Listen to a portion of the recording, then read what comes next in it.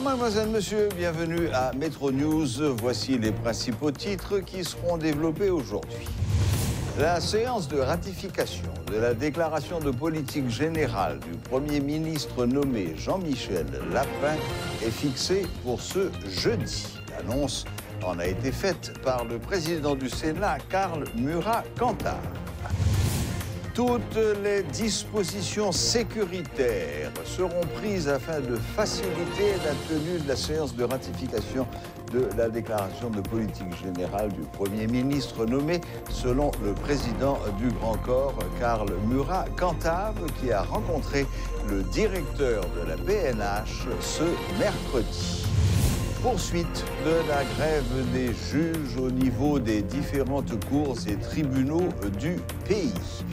Les 18 juridictions étaient paralysées pour la 9e journée consécutive ce mercredi.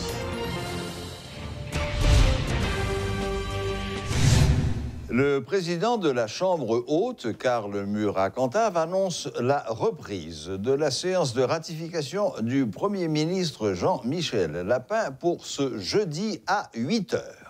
L'élu de l'Artibonite a révélé que des négociations ont eu lieu avec les sénateurs de l'opposition, même s'il reconnaît qu'il n'a pas pu trouver de solution à tous les points de blocage. Nous avons été nous réunir au niveau du bureau et il en est sorti que jeudi à 8 h du matin, nous organisons la séance de ratification en continuation du Premier ministre nommé Jean-Michel Lapin en vue de la ratification ou non de l'énoncé de sa politique générale. Maintenant, c'est une séance qui est en continuation. La conférence des présidents s'était déjà penchée sur la question et avait déjà pris une décision. Aujourd'hui, il revient au bureau, faute de la tenue de 4 conférences des présidents avortées. Il revient au bureau maintenant de fixer la date, d'autant plus que c'est une séance en continuation. C'est en fait le même format qu'on avait. Le même format. En fait, quand on parle d'une séance de ratification, d'ailleurs, on était au point 3. Donc, on va continuer avec le point 3. Le président m'a envoyé un arrêté, n'est-ce pas, disant que voilà maintenant le cabinet ministériel. Étant donné que le cabinet ministériel, moi-même comme président et au niveau du bureau, nous avons le devoir d'organiser la séance. Et au bloc de leur côté d'intervenir en séance pour ou bien rejeter ou bien accepter, n'est-ce pas, l'énoncé de politique générale du Premier ministre. Chaque ministère a un ministre, d'accord? Donc c'est cette nouveauté qu'il y a, d'accord? Est-ce que Jean-Oudi Ali... Je n'ai pas à commenter, n'est-ce pas, que Jean-Oudi Ali est là ou non au niveau du cabinet. Un irritant pour certains et un adoucissant pour d'autres. Il revient à l'Assemblée d'intervenir, n'est-ce pas, au groupe d'intervenir à travers des débats contradictoires, à travers des joutes oratoires, pour se prononcer, n'est-ce pas, sur la question. Des forces de l'ordre dans tout le périmètre externe, des employés dispensés, des restrictions aux particuliers et même aux journalistes. Tout un train de mesures a été adopté pour assurer le bon déroulement de la séance de ratification au Sénat. Le président du bureau du Grand Corps, Karl Murat-Cantar, va rencontrer ce mercredi 29 mai le directeur général de la police, Michel-Ange Gédéon. Les deux officiels se sont entretenus autour de l'application de ces différentes mesures. Au niveau du bureau du Sénat, plusieurs autres dispositions administratives et sécuritaires ont été adoptées afin de contrôler l'espace et d'éviter tout dérapage. La bonne nouvelle, c'est que la PNH, même dans le niveau PAL, prend toute disposition pour faire en sorte à ce que tout est bien passé. Moi-même, périmètre extérieur, c'est ce compte. Périmètre interne, et il prend fonction de lecture que le président lui-même fait. Si mettre des lieux à lui-même ni pas nous accès, il demande pour nous intervenir, nous intervenir. Mais pour l'instant, nous contenter de sécurisation espace là et sécurisation alors physique espace là de l'extérieur étant et zone qui environne le lieu, même la mer n'est pas exclue. Donc la PNH a déployé en la circonstance et n'a fait en sorte à ce que nous minimiser et toute possible menace qui est capable de gagner sur le bon déroulement et événement ça. Je prends des dispositions sécuritaires, n'est-ce pas, pour le bon fonctionnement, je dirais, de la séance. Je dois vous dire que le bureau s'était réuni et nous avons décidé, n'est-ce pas, de certaines dispositions à opérationnaliser pour, n'est-ce pas, éviter qu'il y ait des dérapages extraordinaires au niveau de la séance. Je n'ai pas encore partagé les mesures avec le forum, avec les collègues sénateurs. Nous sommes en régime d'assemblée. Je ne peux pas partager avec la presse ces informations. Vous serez peut-être informés plus tard, mais pour le moment, je suis dans l'incapacité de vous informer de ces mesures parce que mes collègues sénateurs ne sont pas encore au courant, n'est-ce pas, de ces dispositions. C'est une mauvaise interprétation, mais je n'ai pas à commenter, n'est-ce pas, les interventions de mes collègues. Ils sont en droit. Mes collègues, ils sont en droit de vous destituer. Ils sont en droit de me destituer, ils sont en droit de se prononcer, ils peuvent ne pas être d'accord avec moi. Je pense que ça, c'est leur droit. Donc, je n'ai pas à commenter ça. 4 étudiantes victimes d'agressions sexuelles ont porté plainte auprès du parquet de Port-au-Prince. C'est ce qu'a annoncé le commissaire du gouvernement près le tribunal de première instance de Port-au-Prince, Paul Héronce-Villard. Tout en réaffirmant sa volonté de poursuivre les auteurs de ces actes, le magistrat s'est engagé à maintenir les dispositions qui ont été prises en collaboration avec les autorités policières afin de contrer l'action des violeurs. Dans le niveau parquet Port-au-Prince, nous commençons à joindre de plaintes par écrit parce que il y a pile de monde qui a fait silence les cas arrivés. Nous avons réitéré la position nous encore dans le niveau parquet. Pas rien qui a justifié qu'on fait des agressions sexuelles sur le monde. Et nous-mêmes, nous ne pouvons pas tolérer parce que il y a un paquet d'incidences. Et je dis, l'opre de parents qui t'a défoncé vos petits en République dominicaine, malgré la situation compliquée, nous avons choisi dans l'Université d'État d'Haïti, nous avons choisi dans l'autre université privée. Nous-mêmes nous disons qu'il faut que nous encourager, nous ne pouvons pas quitter de monde qui est mal intentionné, à décourager ou à faire viol sur eux. C'est ça que fait nous-mêmes, nous prenons à niveau paquet, nous prenons un ensemble de dispositions. Naturellement, après chaque après-midi, les universités ont lagué, on patrouille police, que ce soit en patrouille fixe ou en patrouille qui mobile, avec une machine paquet Port-au-Prince qui avec numéro permanent et n'a tout profité lançons signal à toute population. Chaque fois, nous avons gain de cas comme ça, pas oublier signaler la justice parce que machine permanente de tous côtés et surtout aux heures de fermeture des universités chaque soir. L'autre mesure que nous prenons, c'est de concert avec l'université. Il y a un travail pour voir si vous avez mis de caméras de surveillance dans la zone côté gain université.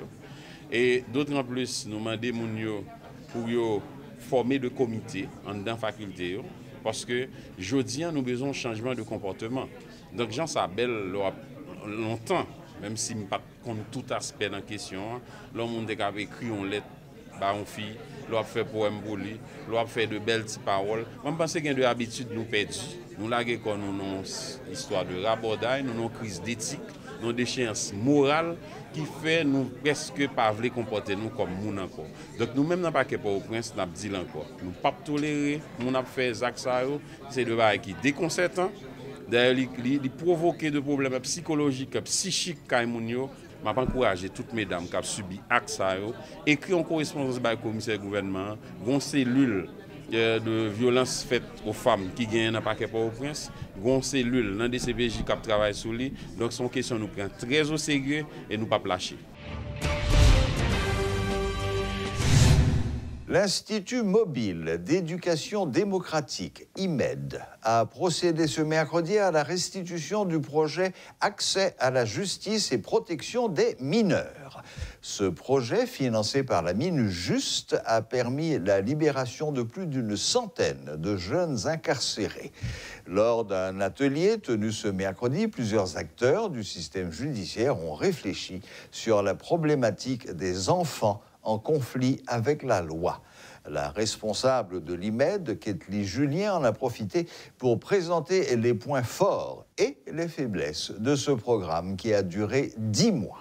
Dans le projet que nous sommes supposés attendre 200 timoun, mais là nous fin fait inventaire nous c'est 180 nous t'ai trouvé. Et timoun ça yo nous t'ai vinn trouver des timoun que yo pas en dans sermicole, yo gen temps gagné 18 ans, yo transféré yo dans prison civile de Port-au-Prince, de Croix-des-Bouquets et de Carrefour. Gen des dossiers que nous pas retrouvé, gen des timoun qui dans prison, m'a prend exemple, gon timoun que nous trouvé pénitencier et timoun ça a fin fait 3 ans sermicole parce que il t'a volé 3 bouteilles bière.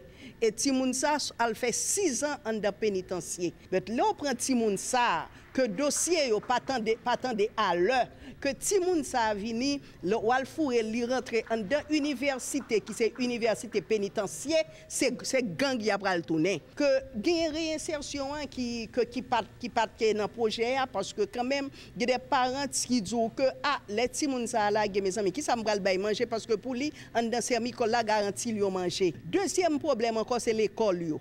Les pour timoun ça l'école il y a l'école qui pas accepter de pour 17 timoun qui sont en prison yo pas accepter. Moi crois que gon travail pour société à faire, gon travail pour ministère éducation fait pour que pour yo prendre li parce que tout n'est pas fini. Gen ti moun qui était là en dedans qui connaît qui rive docteur, c'est parce que tu gon encadrement, gen médecin qui là que c'est des ti moun qui passé en sermicole. Qui ça l'état te fait? C'est responsabilité l'état. L'état pas prend responsabilité, nous n'a gen ça nous là, n'a gen chaque quartier tout non chef de gang, n'a gen et que bien-être social pas gen moyen pour ça pour prendre yo et ti moun ça yo si nous quitter yo comme ça que n'a sûr que y a prend yo en charge.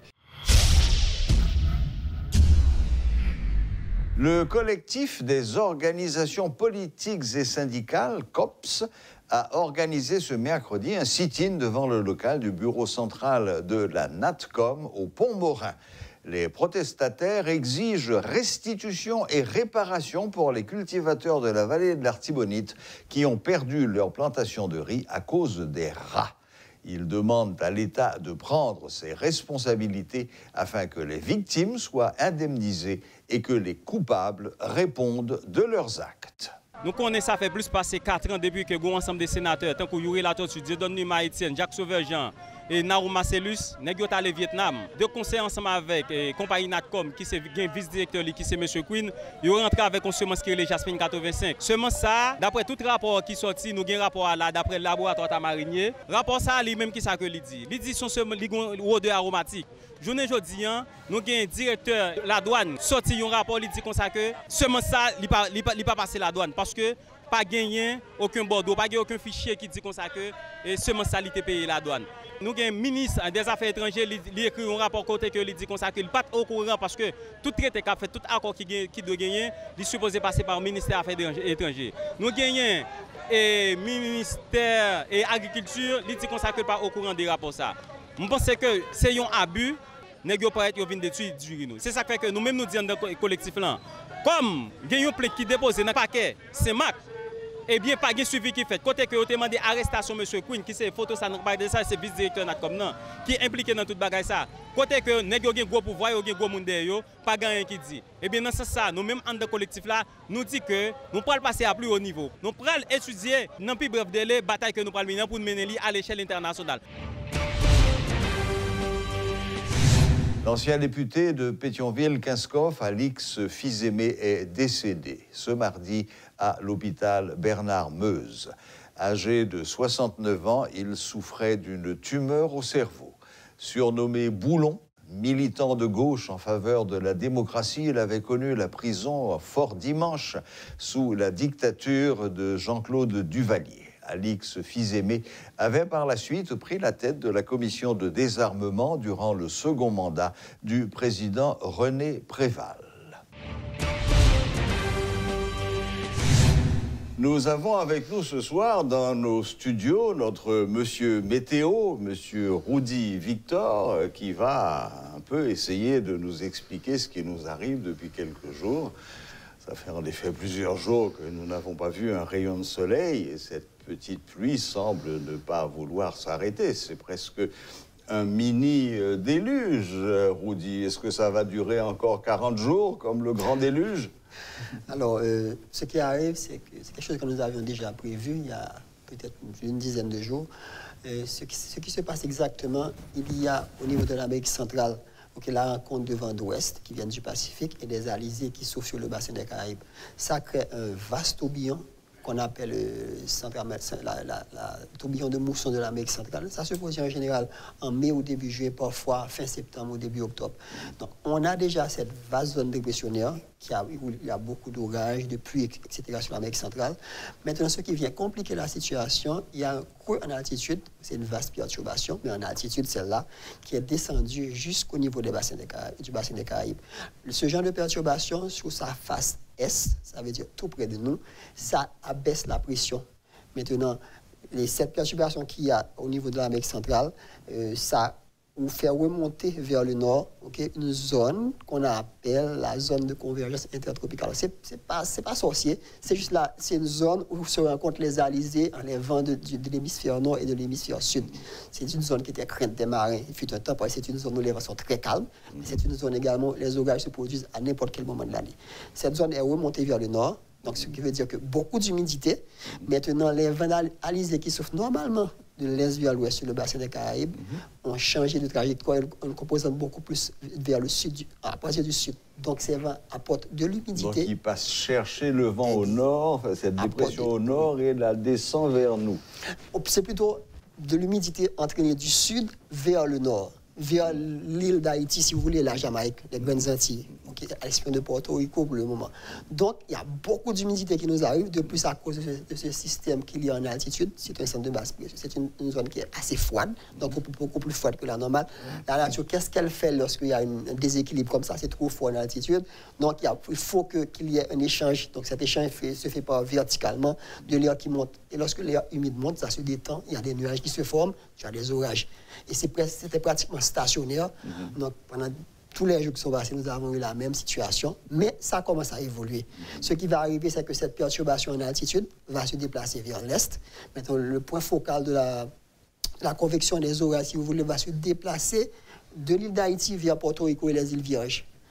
Donc, l'humidité, tout ça. Et vers les petites Antilles. Exactement. Un peu plus loin. Il va y avoir un centre de basse pression qui va se développer dans cette région. Et nous, on va avoir un peu plus de soleil. Ça va commencer, la situation va commencer à évoluer à partir de vendredi soir. Il y aura un peu plus d'air sec qui va arriver en altitude d'abord. Ensuite, il y aura un déblayage, si vous voulez, de la situation. Et puis, vous aurez votre soleil. Mais il faut dire, lorsqu'on a ce genre de situation, il y a tellement beaucoup d'humidité dans l'atmosphère, enfin, dans le sol, surtout avec toutes ces pluies, lorsque le soleil va arriver, donc il va avoir le risque d'avoir exactement des activités, des orages, etc. Mais ce ne sera pas aussi généralisé que ce que ça l'était. Parce qu'en fait, tous ces derniers temps, mis à part l'absence de soleil, ce qui était frappant, c'est que les pluies arrivaient à n'importe quel moment, matin, midi, soir, mais c'était des petites pluies calmes, pratiquement sans vent, qui tombaient doucement d'ailleurs. Les rues n'étaient même pas inondées.